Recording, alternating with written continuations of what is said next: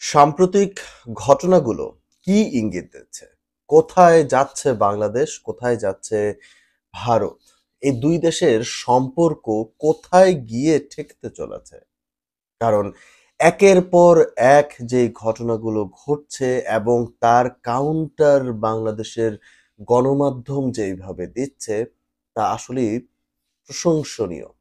কারণ ভারতীয় যেই গণমাধ্যম যাদেরকে গ্লোবালি আইডল মানা হতো বা যাদেরকে গ্লোবালি মনে হতো যে হ্যাঁ, কিছুটা সাংবাদিকতা প্র্যাকটিস হয়তোবা তারা করছে। ইনফেক্ট আমি নিজেই গত ১৬ বছরে বহুবার যখন আমি দেখেছি যে ভারতীয় গণমাধ্যমগুলো তারা যেভাবে রিপোর্ট করেছে, বাংলাদেশ নিয়ে না, আমি তাদের নিজের দেশের যে ইনভেস্টিগেটিভ রিপোর্টস কিংবা তাদের নিজের দেশের যেই ঘটনাগুলো তারা যেভাবে মানে তুলে ধরেছে, সেইটাতে আমার কাছে মনে হয়েছে যে হ্যাঁ, কিছুটা হয়তোবা সাংবাদিকতা তারা প্র্যাকটিস করছে। কিন্তু এই যে সাম্প্রতিক ঘটনাগুলো যেগুলো ঘটছে, আমি গতকালকেও দেখলাম যে ব্রাহ্মণবাড়িয়ার একটা বাস অ্যাক্সিডেন্ট নিয়ে তারা কিভাবে সেটাকে যাচ্ছে তাই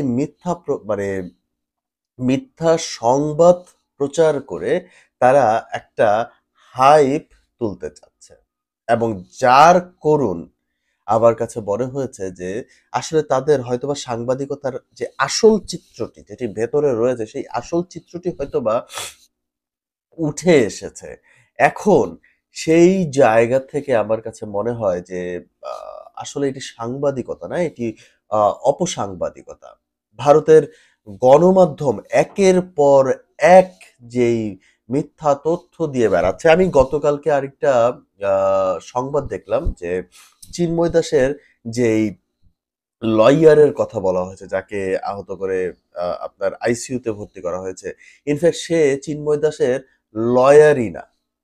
এবং সেটা হচ্ছে রিউমার স্ক্যানার তারা তাদের ফ্যাক্ট চেকিং এ বের করে এনেছে। তো এই যে তথ্যগুলো একের পর এক আপনার মিথ্যা তথ্য ছড়ানো হচ্ছে, এটি আসলে যখন এক করে বাংলাদেশের গণমাধ্যম তা ডিবাঙ্ক করছে এবং সেটি যখন সকলের সামনে নিয়ে আসছে, তখন কিন্তু এটি মনেই হচ্ছে যে ভারতীয় গণমাধ্যম কারোর প্রেশারে পড়ে কিংবা কোনো একটা প্রপাগান্ডা সেট করে বাংলাদেশে অস্থিতিশীল পরিস্থিতি তৈরি করতে যাচ্ছে। কেমন হলো ঠিক এই মুহূর্তগুলোর মধ্যে হিন্দু, বৌদ্ধ, খ্রিস্টান ওয়েলফেয়ার ফ্রন্ট কিন্তু আপনার স্টেটমেন্ট দিয়েছে এবং তারা বলেছে যে আওয়ামী লীগ সরকারের আমলে তারা নির্যাতিত ছিল এবং বরং এই সরকারের আমলে তারা আহ, ভালো আছে।